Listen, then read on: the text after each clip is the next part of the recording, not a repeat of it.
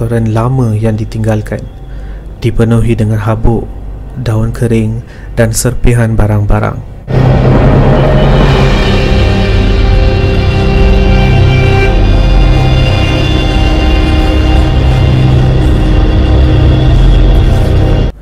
Ia telah mengejutkan mereka kerana mereka berdua telah makan malam di sana malam tadi dan suasana ketika itu benar-benar berbeza.